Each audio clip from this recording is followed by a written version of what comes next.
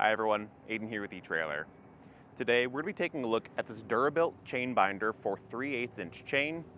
This particular model is going to have a weight capacity or a safe working load limit of 8,800 pounds and is going to give you a ratcheting chain binder to take up the extra slack in your chain when tying down heavy equipment. Let's check it out. So when it comes to tying down your heavy equipment like this, whether it's agricultural or construction use, you probably know well already that ratchet straps just aren't going to cut it for a heavy load. And that's when chains come in. They're going to be much stronger, but you need a way to take up the slack and keep those chains tight so that the load doesn't shift. That's where a chain binder comes in. And with those, there's two main styles you can go with. There's the ratcheting style like we have here, and there's going to be the lever style. Lever style is not generally as safe or as easy to use. When you're throwing that latch, there's a lot of pressure and tension on there, and then especially breaking the latch, it can be really dangerous once it starts flying if you're in the way. That's why we recommend using the ratcheting style, and that's really most of what we carry here at etrailer. There's tons of different shapes and sizes for different sizes of chain and different weight capacities to fit your needs, and those are just going to be generally easier to operate. You'll use that to draw out the slack in the chain and keep a nice tight fit over your cargo. But to operate this, it's going to be pretty simple.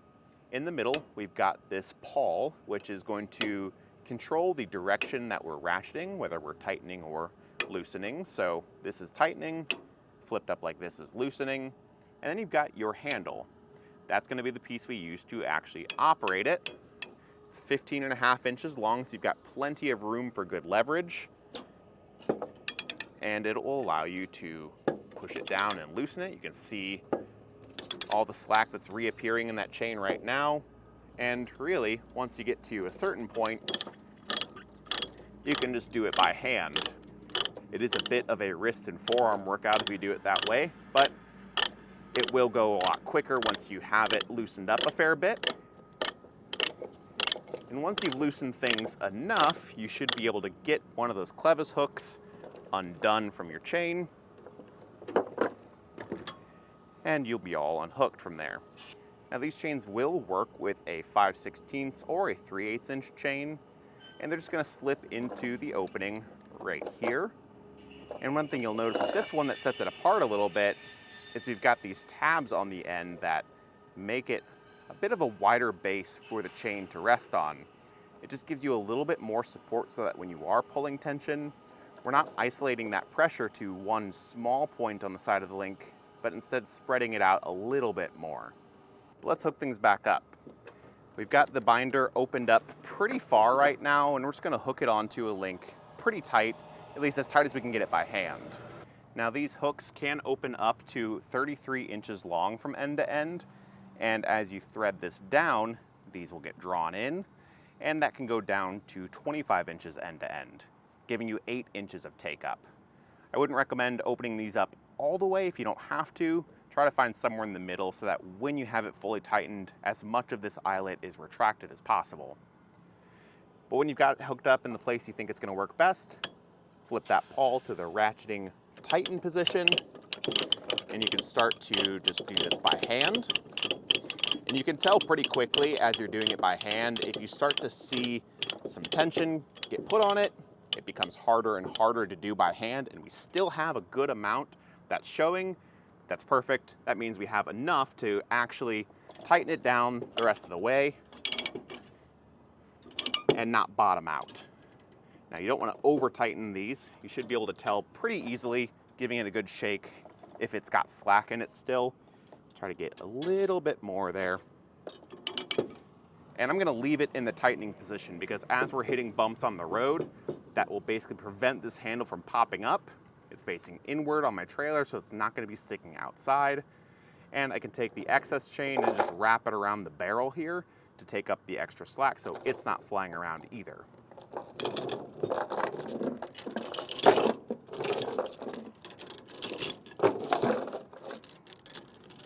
Now these do come just in a set of one. We offer a few kits here that come in kits of 4, and there's plenty of different styles to choose from, but I would recommend if you're looking at this one exactly, I would maybe just consider picking up at least a second one. It may just be a case of making sure you're legally tied down, because Any load over 10,000 pounds is going to require a little bit more care and attention when tying down. So we at eTrailer always recommend some sort of 4-point tie down system and at least a binder in the front and rear. Now, in addition to that, when you're considering your weight capacity, yes, the chain binder has a safe working load limit of 8,800 pounds, but you also want to take into account your chain. It's going to have its own safe working load limit, and you do want to go by the lowest rated component in the whole tie down setup. So whether that's your chain or the binder, always abide by that.